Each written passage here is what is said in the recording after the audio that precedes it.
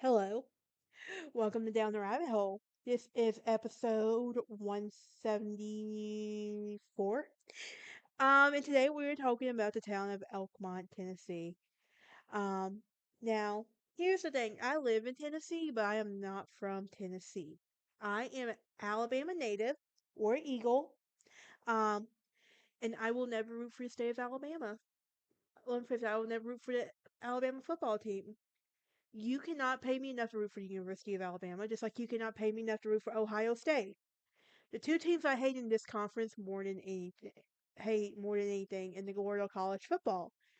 With that being said, I know I should be mad about I know I should hate Oklahoma, but Auburn finally got rid of our disasters of a coach that should have had firing a long time ago.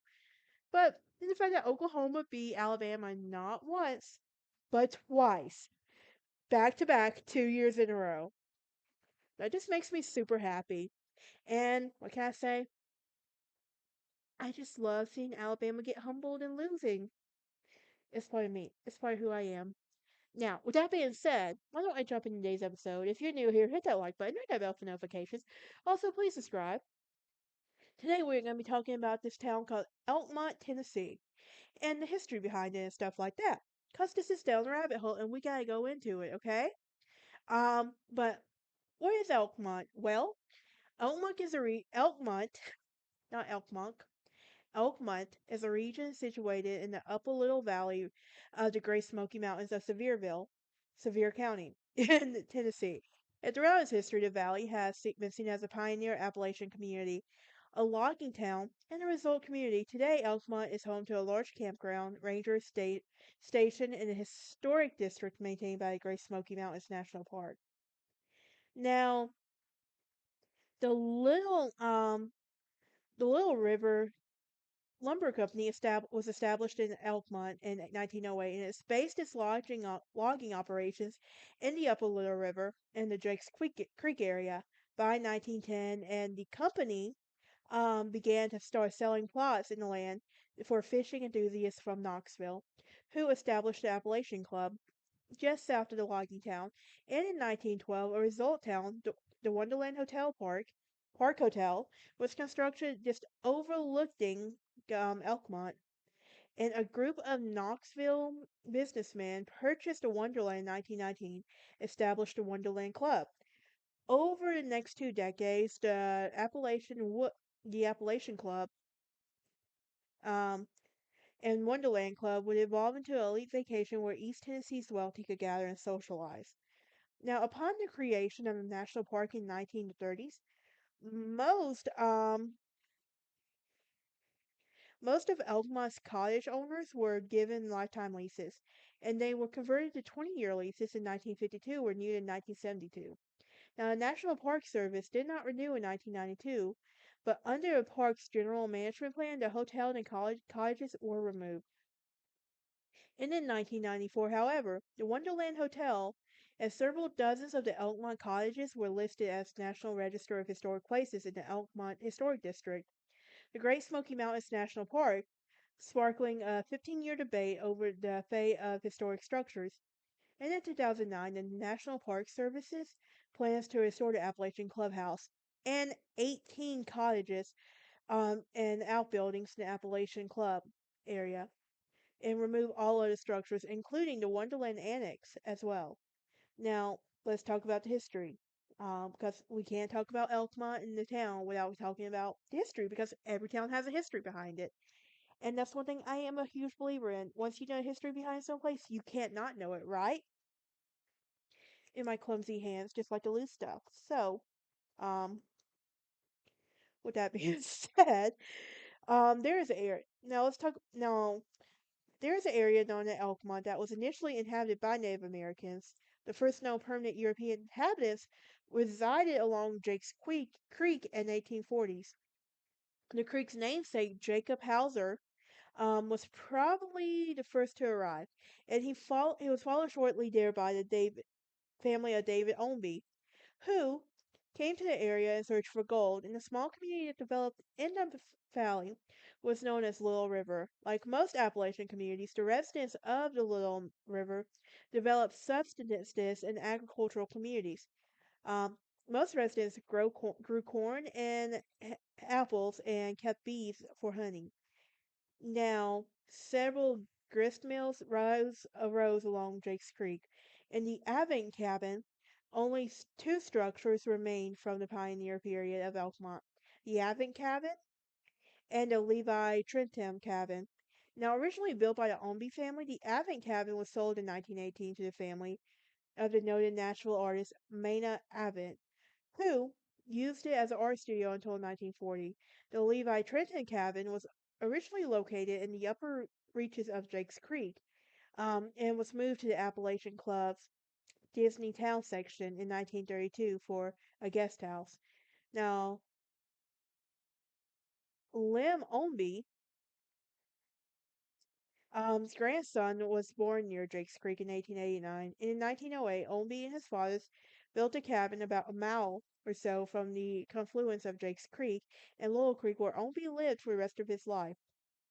He obtained a lifetime lease to a national park, which was established, and for several decades afterwards, he sold honey to hikers. And among those, Omby paid a visit to Tennessee's Governor Lamar Alexander and U.S. Supreme Court Justices Harry Blackman and Potter Stewart. And the justices were visiting a prominent Knoxville lawyer, Foster Arnott, who wanted to introduce them to a real mountain man. And Foster led the two justices to the trail to meet Lim, only to discover that he would not meet with the two men. When Foster knocked on Lim's door and announced that he had two Supreme Court justices who wanted to meet with him, he simply replied that they were not welcome to come to his cabin. The justices loved that Lim had refused to meet them, and because he was the only person um, who would tell them no, something they seldomly found. Now, reportedly, the story was once shared among the justices on the Supreme Court, and Allenby died in 1984. And the last of the park's lifetime leases, outside of, he was the last of the park's lifetime leases outside of Caves Cove. Now, let's talk about the logging area. Um, in the 1880s, Knoxville businessman John L. English began a small scale logging project along Jake's Creek. The loan to transport the logs and sawmills outside to the outskirts of Knoxville, English English has constructed a series of splash dams along the river, where the logs were ready to be moved, and the floodgates were of the dams were open. Now, the rushing torrent carried the logs downstream, and the English managed to find a moderate profit. Now, his venture was folded by 1900, possibly because of the disastrous flood along the Little River Canyon in 1899. Now, in 1901, Pennsylvania entrepreneur Colonel Wilson B. Townsend purchased 86,000 acres, along with the establishment of the Little River Lumber Company, and Townsend set up the band sawmill in Tuscaloosa Cove, laying the foundation for the towns and that it would be bear his name.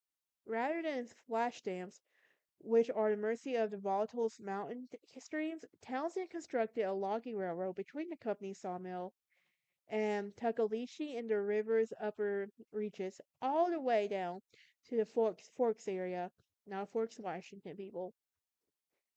But the railroad was later extended to the Wallland, connecting it to Maryville and Knoxville. And fun fact, I was almost considering a college in Maryville. Random fact, but anyway.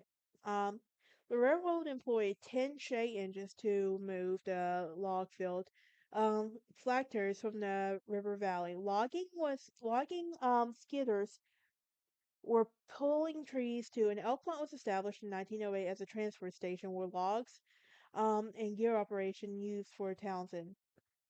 Now let's talk about Elkmont in 1915. Now, early Elkmont was a typical temporary logging camp, and these camps bore a resemblance to the later depression of the shanty towns. Um, during the now shanty houses, a post office, a transient hotel commission, sheds critical railroad maintenance were the town's only buildings, and many loggers lived in boarding houses, and some crossed Sugarland Mountain um, via a trail to Elkmont in the Sugarlands. As logging operations would progress, it would become necessary to move the camps to a higher camp on the mountain slopes to the south. Now, the companies managed this by loading the shanties onto the railroad, moving them to pre-constructed foundations, um, using a logging cane. Although the logging camps moved, Elkmont remained the company's primary base of operations in the Little River Valley. Now, in 1926, Townsend sold most of his family's Little River London tract and the newly granted Great Smoky Mountain Park Commission. Although he had been given permission to continue logging for the next decade. By the time the company ceased operations in 1939, it had produced about 750 million broad feet. In the 1960s, the Park Service built the current campground on this over the site of the former logging town, and little remains about Elkmont's logging period. Although three of the later resort cottages are believed to have been modified for the Little River Lumber Company shanty houses. Now, let's talk about it becoming a resort town. Well, um, don't tell me I have to go blow my nose now. Hopefully, we can get through the rest of this episode real quick. Let's talk about the Wonderland Hotel. In the company's early days, Townsend allowed hunters and fishermen to use Little River Railroad access for deep game rich forests in the Smokies. And as the Elkmont Valley was slowly slipped into the valuable timber, um, Townsend began to advertise the area to Mountain Gateway. In the 1909, Little River Railroad began offering the Sunday Elkmont special. Non-stop services from Knoxville to Elkmont, and in 1910 an affluent group of Knoxville hunting and fishing enthusiasts formed the Appalachian Club and purchased what is now Daisytown, south of the confluence of Little River and Jake's Creek, and they built the Appalachian Clubhouse to use as a lodge. Now, within a few years, several club members built cottages, and the club evolved from a mountain gateway to Knoxville's elite. Now, in 1911, Townsend would give Charles Carter several acres of land overlooking Elkmont, with the stipulation that Carter build on it within 1 year. And Carter made good on his deal when he opened the Wonderland Hotel, billed as a resort lodge. The hotel contained 50 rooms with an extensive balcony overlooking the valley and Minks Mountain. Now, as a membership, as membership in the Appalachian Club proved remarkably difficult to attain, several rejected the Knoxvillians' purchase of the Wonderland Hotel site and formed the Wonderland Club in 1919. Along with the hotel, 10 or so cottages were erected on the hill. In 1925, Little Lumber Company concluded that the logging operations in the Three Forks area sought to move the Elkmont tracks to the recently acquired Walker Valley. Fearing a lawsuit from cottage owners, Townsend offered the tracks to be pulled up and moved in secret. Elkmont residents were outraged, and however, the railroad's grades were perfect for construction. In 1926, thanks to largely Tennessee's Governor Austin Peay, who was, and it was a road that was constructed um, connecting the towns were both the Wonderland Club and Appalachian Club areas. And during its construction, members of the Metcalf family, who owned the farm just west of Elkmont, supplied the members of the drinking water with drinking water. In appreciation, a large area between Elkmont and Wares Valley was named Metcalf Bottoms. Now let's talk about the national park movement. In 1920, Willis P. Davis and his wife Anne, who owned the summer cottage in Elkmont, began to suggest the area in the national park in the Smokies after a visit to Yellowstone.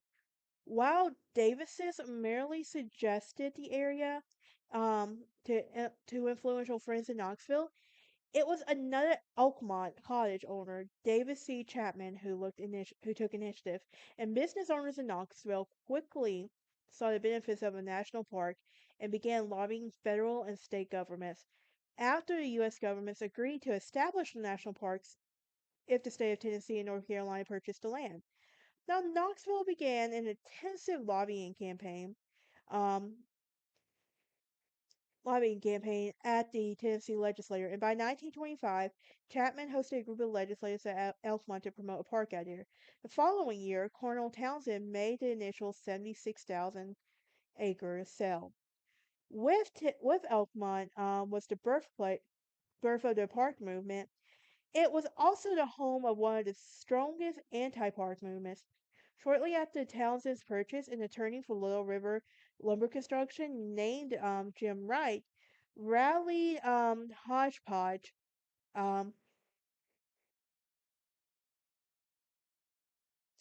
would rally hodgepodge group of attorneys, businessmen, and mountaineers at Elkmont to propose the establishment of the national forest rather than a national park. Wright also proposed a massive leading to road building campaign, which were in the crest of the Smokies in hope of increasing the land's value.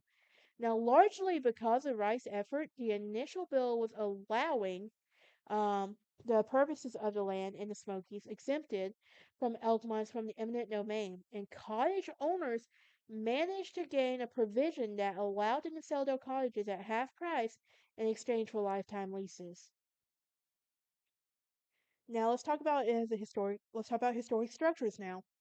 To gain better electricity services to assure the electric utility as a steady supply of customers, instead of an attribution for expiring lifetime leaseholders, most of the Appalachian Club members agreed to convert their lifetime leases to 20-year leases, and there were assurance of lease renewals, and this occurred between 1952 and 1972 under the influence of gov- environmental groups, especially the Sierra Group. The 1992 renewal did not occur. The Wonderland Hotel and the rustic cottages at Elkmont reverted to the National Park Services, and the park's 1982 General Management Plan calls for the structures to be removed. To allow nature to reclaim the affected area. However, in 1994, the Wonderland Hotel has several of the rustic cottages that were placed on the National Register of Historic Places, giving them a special status. A debate would ensue over the fate of these structures, and in 2005, the Wonderland Hotel collapsed from a structural failure. Parts of the hotel were deemed to have historical value and were removed from the rest, cleared, leaving only an annex and a chimney. In May 2016, the annex suffered a devastating fire, and in 2009, final environmental impact statements from Elkmont, the National Park Services announced they have plans to restore the Appalachian Clubhouse and the 18 cabins in their remaining structures.